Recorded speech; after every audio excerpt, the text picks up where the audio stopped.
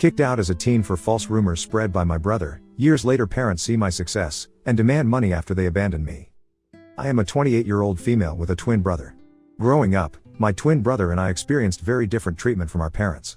My parents genuinely seemed convinced for some reason that my brother was destined for greatness, while I was the so-called black sheep, just because I was more interested in playing sports or making new friends than studying. They constantly compared us, which was demoralizing and bruised my self-esteem from a young age. As a child, I had to watch my brother have extravagant parties on our birthday with his friends while I was treated like an afterthought. He often had sleepovers with his friends, while I was never even allowed to bring my friends back to our place. To be honest, I loathed every minute of my childhood.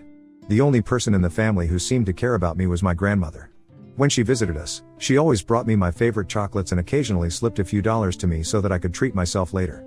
As the years passed, this blatant favoritism for my twin brother gradually transformed into emotional abuse directed at me. My parents would openly mock my grades and belittle my hobbies. It felt as though no matter how much I tried, I could never meet their expectations of being the perfect child. Although I was good at sports, they barred me from participating in extracurricular activities as they wanted me to concentrate only on studies just like my brother. It was frustrating, and I felt helpless as a child. Later in my sophomore year, I got grounded yet again, and this time, the crime? Having Snapchat on my phone. I had done absolutely nothing wrong except like all teenagers at my age I had downloaded this app to stay connected with my friends. However, according to my parents, this was a huge crime and a breach of their trust as they had forbidden me from communicating with my friends. They went batshit crazy on me and threw all my stuff around the room. They then took the doors of my hinges and told me that I would have no privacy as long as I lived under their roof. Watching my parents abuse me this way, my twin brother instead of supporting me made my life worse. The toxic environment created by our parents' unjust actions allowed him to exploit the situation to his advantage. He adopted a pattern of lying about me, falsely accusing me of things I never did so that he could get away with everything. If he stole something, he'd effortlessly shift the blame to me, and my parents, already inclined to believe the worst about me, readily accepted his lies. He would demean me in front of my friends at school and would make fun of my appearance. Despite this, I had a wide circle of friends at school because I was approachable and open to making connections. My twin, however, struggled socially, and he started to resent that I could talk to people while he, as an introvert, felt awkward. This jealousy reached a boiling point during our 14th birthday party when no one showed up for him on his birthday. I have no idea why his friends did that to him, but in stark contrast, my friends took me out for ice cream and I had an overall wonderful day. This infuriated my brother further. To take revenge, my brother began to spread false rumors at school about me where he would portray me as a spoiled brat. He would falsely tell everyone that I was allegedly physically abusing him at home since our parents loved him more. Unbeknownst to me, he took things to a disturbing level. To fabricate evidence, he would punch himself, purposefully inflicting injuries like a black eye or bruised shoulder. The next day, he would confidently walk into school, displaying the self-inflicted injuries as proof of my supposed violence and make up stories. Whenever our parents questioned him about the injuries, he would lie saying that it was due to innocent activities like playing football with his friends. The lies and his alleged black eyes started to gain traction, and people began to believe his distorted version of events. It wasn't long before whispers started circulating, and even my friends began to look at me with suspicion. At first, I noticed subtle changes. Friends who once chatted with me in the hallways suddenly became distant. Invitations to group hangouts became fewer and farther between. It was like a switch had been flipped, and people were hesitant to associate with the supposedly spoiled girl accused of violence. One day, I mustered the courage to ask my ex-best friend why things had changed between us. She opened up about how my twin brother had been spreading rumors about me. She revealed the detailed lies he had told everyone, accusing me of things I had never done. I was shocked to hear her words. The feeling was a mix of disbelief and betrayal, as if the ground beneath me had given way. My brother, someone I grew up with, was spreading lies about me, accusing me of things I would never even dream of doing. It was a betrayal that cut deep, leaving me with a knot in my stomach and a heavy heart. I confronted my brother the day after our school, but he chose to ignore me. I begged him to stop lying about me, but he smirked at me and told me that I deserved to rot alone. I was at a loss for words because his lies and behavior were starting to scare me. I wanted to talk to my parents, but I was afraid that they would believe my brother over me. The isolation stung, especially because I had always been open to making friends. It felt like my brother's jealousy-fueled lies were tearing down the connections I had built over the years. Teachers, too, began to catch wind of the rumors. It was a surreal experience, as if I were living in a parallel reality where my true self was overshadowed by the malicious stories spun by my own twin. The lies had grown beyond mere teenage gossip. They were now shaping how people truly perceived me. The nasty rumor quickly reached my principal's ears, and then my worst nightmare came true. The principal immediately called me and my brother into his room as well as our parents so we could discuss these alleged rumors. I sat there, heart pounding, as the principal demanded the truth. I hoped my brother would finally come clean, but instead, he doubled down on the lies. He straight up told the principal that, yeah, the rumors were true, and painted me as this bully who went around beating him up when our parents weren't around. I couldn't believe it. Shock washed over me as my brother continued spinning this twisted story about how I was angry at him for getting more love from our parents. It was all a bunch of lies, but he stuck to his story like glue. My mom began to cry hearing my brother's story, holding on to my brother like he was some kind of hero. My dad tried to comfort my brother, telling him that it was brave for him to speak up and that he was not going to make sure that nothing would ever happen to him after that day. I tried to defend myself, pleading with the principal that it was all made up. I felt like I was drowning in a sea of accusations, desperately trying to swim to the surface. But my brother kept at it, insisting that I was this angry, violent person taking out my frustrations on him every day. My mom's tears kept coming as she held onto my brother, giving me accusing looks.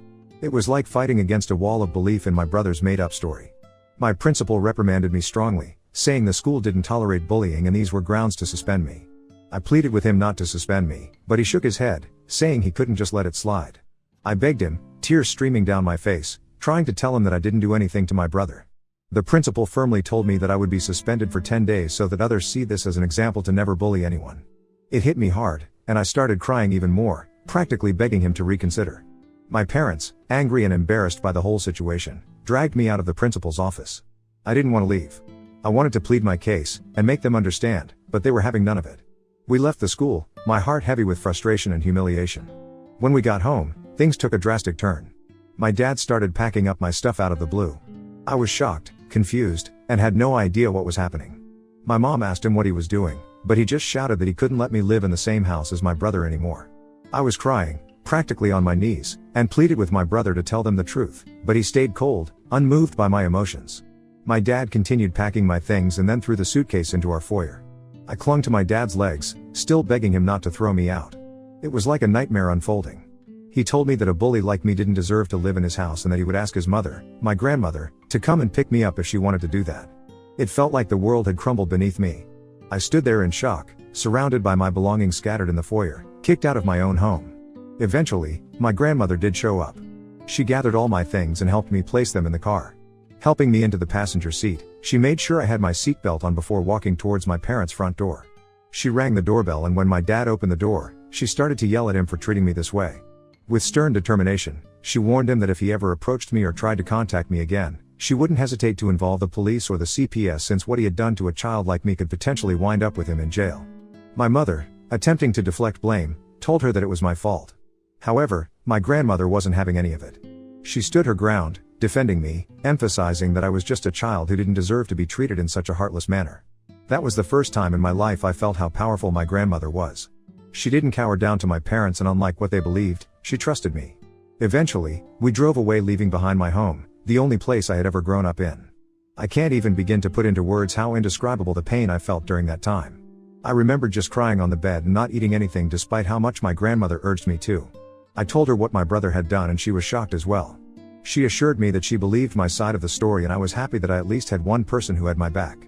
When the 10 days of suspension lifted, the prospect of returning to school felt like stepping back into a lion's den. As I entered the familiar hallways, the faces of my classmates spoke volumes: judgment, whispers, and sidelong glances. The weight of the false accusations continued to linger in the air. Meanwhile, my brother blatantly ignored me and acted like I didn't exist. He had become friends with a few people who believed his side of the story and saw him as the victim of my attacks. No matter how much I tried to tell my side of the story to anyone, it fell on deaf ears. I was an outcast, branded with an unjust label that clung to me like a shadow. No matter where I went, the classroom, the cafeteria, the corridors, the eyes that met mine were filled with disdain and mistrust. I became a loner. I would keep my head down and attend all my classes, have lunch alone in the cafeteria, and would straight go back home. I had no friends, and it felt like everyone pretty much didn't want me there. Throughout all this, my parents never once called to check up on me. My grandmother would constantly remind me that this was not my fault and that life would eventually be okay. I graduated high school with good grades and was looking forward to college, where hopefully I would have a better life. It was only when I went away to college that I first experienced what freedom felt like for the first time. No one was watching over my shoulders, no one was comparing my grades, and no one was trying to compete with me. I met people and formed friendships with like-minded individuals. Despite the emotional and physical scars I had sustained over the years due to my family and peers, I concentrated on putting it all behind me and enjoying this college experience as much as I could. During this time, I discovered my knack for content writing. I had always been someone who wanted to be a writer, but I wasn't sure if it would be sustainable for a long time, hence I decided to ditch my dream. But to earn some side money, I decided to start writing as a freelancer. I signed up on various freelancing sites which helped me secure jobs from prominent clients. This is how I slowly started building a portfolio of my work. Throughout college, I maintained this side hustle and never asked for a penny from my parents. When I graduated from college, instead of getting a corporate job, I realized that I could pursue content writing as a full-time job. I was doing quite well because of the multiple clients and the long-term professional relationships I had with them, which allowed them to rope me in multiple projects of theirs. Having a legitimate freelancing career not only made me financially independent, but also allowed me to travel the world as a digital nomad. Traveling helped heal me from my past. Even though it was definitely not easy, I saved up as much as I could and took a chance on myself. Over the years, I have seen so much of the world, and yet I have so much of it left to see. The only person who I considered my family throughout all this was my grandmother, and I absolutely adored her. She was very sad when I moved out, but she understood that I needed to be independent on my own. Despite my hectic schedule, I would make it a point to be there for her whenever I could. I would visit her on the weekends, often sharing meals together or simply sitting on the porch, engrossed in conversations that ranged from childhood tales to more recent happenings. On weekends, I would dedicate entire afternoons to helping her with household chores or accompanying her to the local park for a leisurely walk. Recently, I got done with one of the most important projects of my career. I can't mention the brand, but I was extremely lucky to write blogs and product descriptions for them. After the project was done, I requested the team I worked with to leave me positive reviews on my websites, which they were more than happy to do so. I then took screenshots of some of their reviews to post on my Instagram, as I knew working with this brand was a huge deal. As expected, a lot of other content writers reached out to congratulate me on my professional success and even reposted my story to help spread the word. This is how I started getting messages from strangers who also needed help with their website. My relatives noticed this as well, and some of them reached out to congratulate me. Eventually, I was contacted by my college's principal. He had reached out to me after seeing that I was doing so well and wanted me to come to college for a seminar to talk to students about building a career as a content writer. I was quite nervous as I don't do well when it comes to public speaking, but I decided to take a chance and agreed. When I found myself standing before eager faces, sharing my experiences and insights, I felt like my life had come full circle. I spoke in my speech about the struggles I faced and how I worked hard to sustain myself despite all the hard days. It was honestly a very fulfilling experience to empower others and contribute to the growth of the writers community. Some of my clips started going viral on Facebook groups as people reasoned with it. It felt good to be finally recognized for my hard work. Last week, I was invited to speak at a local news channel. It was a show about the benefits of content writing, and they invited me to share my journey and insights with their viewers. I was a bit nervous but also excited for the opportunity. During the show, I talked about my experiences, the importance of client reviews, and how a simple appreciation post could open doors to incredible opportunities. The opportunity to reach a broader audience and inspire more individuals in the field was both humbling and exhilarating. When it finally aired, I shared some of these clips on my Instagram also, as I was proud about being invited to a TV show. This is how my relatives and cousins started finding out how well I was doing in my career. You see, because my parents never talked about me to anyone, they had no idea that I was working with popular brands and getting invited to TV shows. This is how word quickly spread within my family. I guess this TV interview must have finally reached my parents' ears also, because just a few days later, I was working on another project and had my phone on silent. When I was done with my work, I checked my phone and to my surprise, there were 6 missed calls from my mom. I was honestly shocked to see her name on my phone, as it had been a long time since she had called me. After all those years of silence, I couldn't fathom why she was calling me. I hesitatingly called her back and she picked up immediately. I asked her if everything was okay and my mom started to congratulate me. My dad, probably sitting right there with mom, jumped into the conversation also. He started to inquire about my life and well-being, and I answered their questions without much thought. It didn't strike me as unusual until they began to ask how much I was earning these days. I told them that it was none of their business, and my dad replied that we were family, so I shouldn't feel shy telling them my income. I told him that I was doing well financially. Hearing this, my mom then began to say how hard their life was these days. My brows furrowed in suspicion. Basically, here is how our conversation pretty much went. Mom, we are retired now and we have been wanting to renovate the house for a while now. It's not in the best shape, but we have no savings left. Me, okay mom, your success has given us hope. After watching your TV interview today, we thought maybe you could help us out by paying for the renovations. Dad, after all, we are a family. You shouldn't hesitate to share some of your earnings with us. We can really use your help. Me, are you joking with me? Why are you asking me for money when you haven't even talked to me for years? I don't know what made you decide to reach out to me, and while I appreciate the congratulations, I am not going to help you out in any way. Hearing this, my mom started saying how I was being a bitch and that I needed to support them as a family. My dad also added that as my parents, they deserve to be looked out after and that this was the least that we could do. I was so pissed at this that I wanted to give them a piece of my mind. I suddenly got an idea that instead of just arguing with them, I should teach them a lesson forever, thinking that they could mooch off me after mistreating me all those years ago. I told my parents that I was willing to help them if and only if they agreed to my demands. My dad curiously asked me what it was. Without hesitation, I laid out my demand. If they wanted my help, they had to publicly admit, in front of our family and friends, that my brother was the mastermind behind the hurtful rumors that had tarnished my reputation. I wanted them to humiliate my brother the same way they had humiliated me in front of everyone by believing his lies and manipulations. I wanted them to take accountability for their actions and acknowledge the pain they had caused. Hearing my impossible condition, my dad began to question the necessity of such an admission. My mom told me how this was all quite unnecessary and that we could have a private discussion without involving others, but I held my ground. This condition was non-negotiable, a prerequisite for any assistance they wanted me to offer them in the future. As the tension escalated, my dad raised his voice, asserting his role as my father, and started to emphasize that it was my duty to help my family in need. My mom, in a last-ditch effort, urged me to do the right thing and help them, emphasizing the years they had spent raising me. I couldn't help but find irony in their sudden appeal. I reminded them of the past, of the fact that they had kicked me out and it was my grandmother who had raised me, not them. They started to get more and more agitated, but I told them firmly that if they wanted to establish contact with me and seek my financial assistance from now on, then the truth needed to be acknowledged publicly and my brother needed to face consequences for his actions. Since this conversation, my parents have been trying to incessantly call me, but I am ignoring their calls. I am starting to regret even calling them back that day. I would like to know if I would really be in a hole if I didn't help my parents at all. Update 1. It's been a whirlwind of a week since I last shared my story, and the support and encouragement I have been receiving from everyone has been overwhelming. It's heartening to know that I'm not alone during this time. I am glad that everyone agrees that I should not engage with my parents or even consider helping them out after what they put me through. The reason I even gave them such a condition was because I knew it was pretty much impossible for them to do it. I know they love my brother too much, and despite the fact that they might have found out by now that it was all his lies, I know they will never put him through what they put me through. Today, my brother sent me a nasty text message after my parents again tried to contact me and I refused to pick up their calls. This is what he wrote. "Hey sis, it's been a long time since I saw you and I can tell you that every day without you in my life has been great. I heard that mom and dad reached out to you and you gave them a crazy ultimatum. They are never going to go through with it, you know that, right? They clearly never loved you and they will never do anything to hurt me. I admit that I did lie about you 15 years ago, but it's been a long time since then. So stop being so selfish and try to move on from the past. You are unmarried and childless anyway, so why do you not want to help them out by paying for their repairs and renovations around the house? Do the right thing and be a better daughter." Seeing the message felt like a stab to my chest. The audacity to dismiss the struggles I had faced and the conditions I had set spoke volumes about his lack of empathy. The attempt to guilt trip me by emphasizing my unmarried and childless status added another layer of insensitivity. His insinuation that I should prioritize their needs over my own well-being was not only offensive but also highlighted how little he thought of me. Fueled by frustration and a strong desire for justice, I decided it was time to take matters into my own hands and reveal the truth that had been hidden for too long. I sat down to write an email to my parents and close relatives, sharing the painful details of my childhood and the unfair treatment I had endured while growing up at my family house.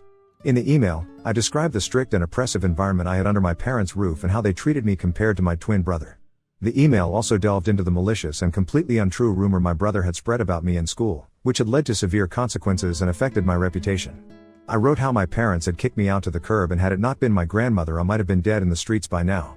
Towards the end, I asked everyone to read a message my brother had sent me.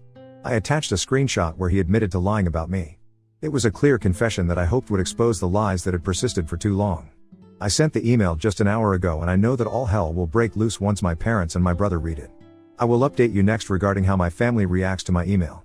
Update 2. It's been a month since my last update and a lot of things have happened this month.